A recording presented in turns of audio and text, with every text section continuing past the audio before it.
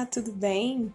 Que bom poder estar aqui gravando esse vídeo para falar com vocês sobre um assunto muito especial. Hoje nós vamos falar sobre a lição 3 da revista Vivendo dos Juniores da Igreja Batista do Parque Rio Branco. Essa lição ela tem como título Jesus, o único Salvador.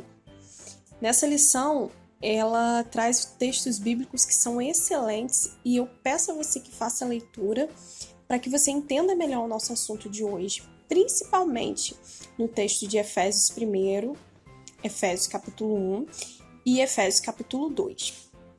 Essa lição, ela traz muitas explicações para a gente sobre a salvação que vem por meio de Jesus, somente por meio dele. A Bíblia fala lá no livro de Efésios que nós somos abençoados por Deus. Contudo, ele nos mostra que a maior dessas bênçãos é a salvação que vem por meio de Jesus e que é por meio da graça de Deus. Como assim? A Bíblia nos diz que nós não somos salvos porque nós somos bons, porque fazemos isso ou aquilo, mas porque nós somos salvos pela graça de Deus. Isso está lá no livro de Efésios, capítulo 2, no versículo 8 e 9. Não esqueça, nós somos salvos por intermédio da graça de Deus.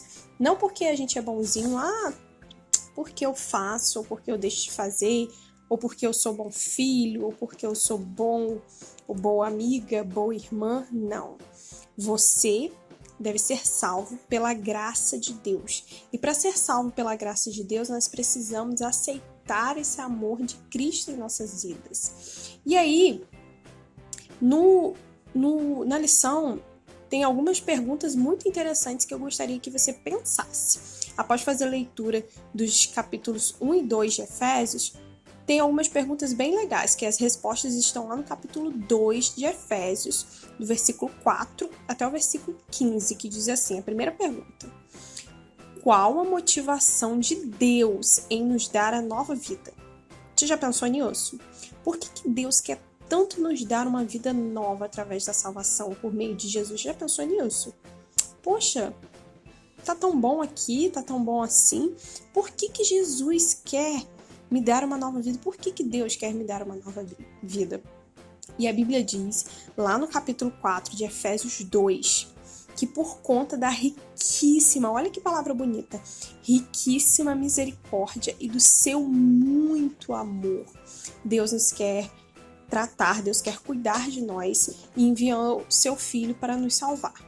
A segunda pergunta diz assim: por intermédio de quem Deus nos propicia essa nova vida? E a resposta, você já sabe, né? Por meio de Jesus. E aí usa um termo muito interessante esse versículo, no capítulo 2, versículo 13, um termo muito interessante que diz: chegaste perto. Ou seja, nós estávamos longe. Com Jesus, nós podemos nos achegar a Deus por meio de Jesus. A pergunta 3 é a seguinte: como a pessoa recebe a nova vida? E eu acho que você também já sabe, né? Que diz lá no versículo 13, aceitando a graça de Jesus. Não é porque uma pessoa está fazendo uma coisa boa, porque ela está pagando as contas em dias, porque ela não faz mal a ninguém, que ela tem uma nova vida, não.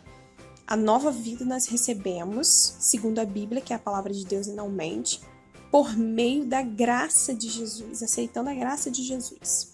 Lá no versículo 13 fala muito sobre isso, do capítulo 2 de Efésios. E aí a quarta pergunta diz assim: para que nós recebemos essa nova vida? Você já pensou nisso? Para que você recebe uma nova vida quando você aceita a graça de Jesus? Para ir todo domingo à igreja? Ou para ver todos os vídeos? Não. Para nós sermos reconciliados com Cristo, com Deus, através de Cristo, e para praticarmos as boas obras.